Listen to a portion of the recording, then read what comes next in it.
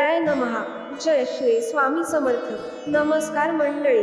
येत्या बुधवारी म्हणजे मार्च 20 रोजी आमलकी एकादशीचं व्रत आहे. आमलकी एकादशीच्या दिवशी व्रत उपवास करून भगवान विष्णूसह आवळ्याच्या झाडाची पूजा करतात.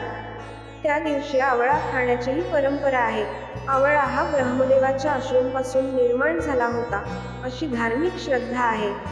आमलकी एकादशीच्या निमित्ताने तुम्ही आवळ्याशी संबंधित काही सोपे उपाय करू शकता, ज्यामुळे तुम्हाला योग्य संतती, विवाहात येणाऱ्या अडचणीतून सुटका, सुखी जीवन असे अनेक फायदे मिळतील. जाणून घेऊ आमलकी एकादशीला आवळ्याचे महत्त्व. आमलकी एकादशीच्या दिवशी व्रत ठेवा आणि भगवान विष्णूची पूजा करून त्यांना आवळा अर्पण करा. भगवान विष्णूच्या कृपेने विवाह शक्य होईल आणि इच्छित जीवनसाथी मिळण्याची इच्छा पूर्ण होऊ शकेल. लग्नाला अनेक वर्षे उलटूनही अपत्यप्राप्ती होत नसेल तर आमलकी एकादशीच्या दिवशी उपवास करावा. भगवान विष्णू आणि माता लक्ष्मीची पूजा करा. आवळा अर्पण करा. त्यानंतर 5 किंवा 11 मुलांना आवळा मुरंबा किंवा आवळा टॉफी खायला द्या. श्रीहरींच्या कृपेने तुम्हाला संतानसुख प्राप्त होईल. जर तुम्ही तुमच्या जीवनातील कठीण टप्प्यातून जात असाल तर आमलकी एकादशीचे व्रत विधीनुसार पाळावे. विष्णुपूजेनंतर आवळ्याच्या झाडाला पाणी घाला. भगवान नारायणाचा आशीर्वाद मिळेल.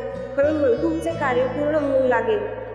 जीवनात आनंदासाठी पती पत्नीने एकत्र आमलकी एकादशीचे व्रत करावे. आवळ्याच्या झाडाखाली बसून भगवान विष्णू आणि माता लक्ष्मीची पूजा करावी.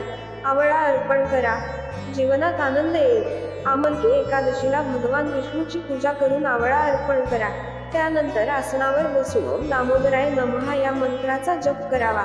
या व्रताच्या गुणकारक परिणामामुळे तुम्हाला लवकरच चांगली नोकरी मिळू शकते.